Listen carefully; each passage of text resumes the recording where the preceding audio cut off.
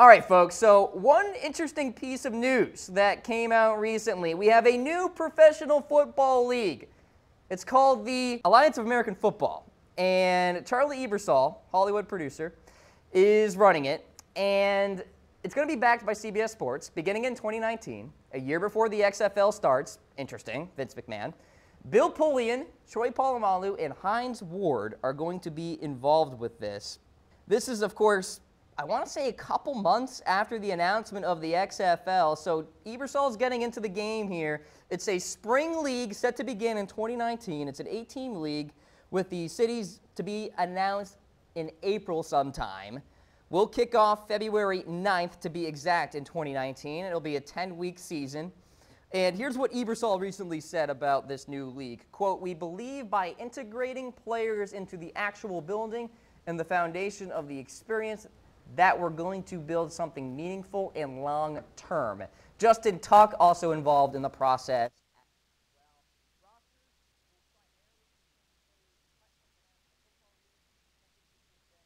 Second chance.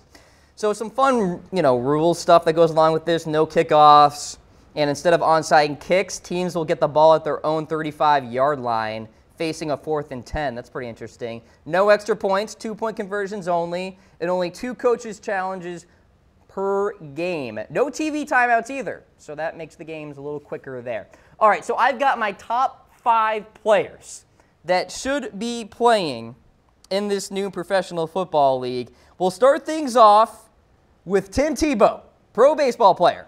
And my logic behind this is I know he's trying to make the MLB thing happen, but if you read the headlines, or you might have seen the headlines out there, he actually recently hit a roadblock in that process. The Mets actually demoted him to minor league spring training after a rough go of things in the Grapefruit League. So why not latch on to this opportunity next spring instead, Tim Tebow? Let's not kid ourselves here, folks. Tebow still wants a shot to play in the National Football League. I think playing in this league here will provide him with the momentum to get back into the NFL. If he impresses in the Alliance of American Football, who knows what can happen. He's got the fire. I think he has the drive that would fit really well in this league. He has the pedigree as well. Heisman Trophy winner, beloved by many, doesn't carry much baggage either. And by the way, his baseball stats last year, well, he had a .226 average, 8 home runs, 52 RBIs, 43 walks. Okay back in single A, but still, I think maybe he can make a comeback and head back into the NFL. We shall see. Let's get to number 4 here, Robert Griffin III. So Griffin has expressed interest in an NFL comeback before. I think the AAF would be a great opportunity to kind of kickstart things for him. He recently got married, so he's feeling good. He's upbeat. I think maybe, he can kind of continue that trend and work on his football and go through his training that's needed for this. But he's got plenty of time. This announcement just came out. He's got an entire year to kind of devote things to this. And assuming he's been working out, I personally think Robert Griffin III is deserving of a second chance, especially considering this guy was fun to watch for some time in the NFL. If you may recall, back in 2012, with the Washington Redskins. He had a great year with Alfred Morris and that great running game and that offensive line. They did a fantastic job. Eventually went to the playoffs. So who actually has a better chance to return to the NFL? I am daring you guys to hit me with your predictions. Give me a heart for Tebow, a like for RG3. And hit those reaction buttons here on Facebook Live, as well as commenting on the YouTube comment section below. RG3 is a guy to watch out for who could perhaps go to the AAF. All right, let's go to guy number 3 on my list, Denard Robinson. And the former Michigan standout, I think, would be a very solid addition. He did show some flashes for the Jaguars during his NFL days. If you go back to 2014, I know it was 4 years ago, had 135 carries for 582 yards, 4 touchdowns. We haven't seen him in the NFL since 2016 with the Jaguars. But this guy is a Swiss Army knife.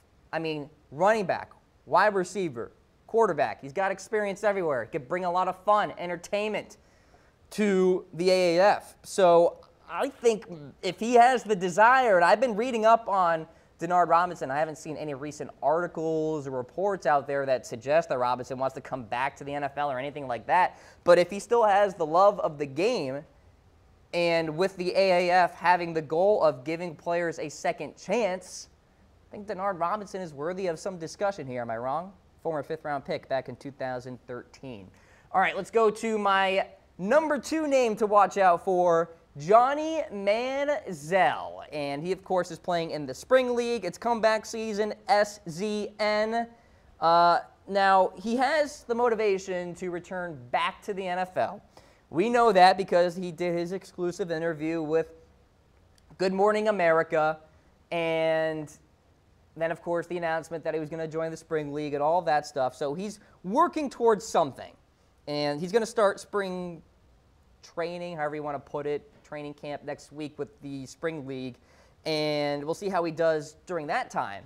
But let's say the NFL doesn't work out in 2018, and he almost kind of has to reset a bit.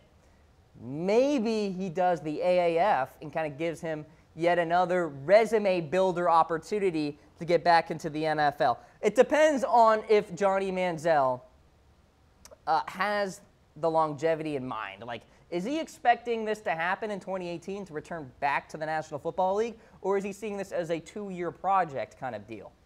Or does he not care?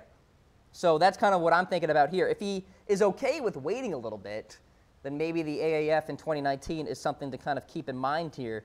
Now, we have seen smaller statured quarterbacks perform well in the NFL before, so I'm not saying Johnny Manziel will never return to the NFL. I think he's headed in the right path. I think he can get back there if he continues to go through his routine, his regimen. He's obviously sober and all that. He talked about that in his GMA interview. And I'm already thinking to myself, what if Johnny Manziel does play in the NFL and he eventually plays against Baker Mayfield, both of them starting at quarterback? It's a pipe dream, but who knows? We'll see. Johnny Manziel, I got to watch out for the AAF. And then finally, this guy, Colin Kaepernick. So he has not gotten a call from an NFL team out there to try out, work out, any of that stuff.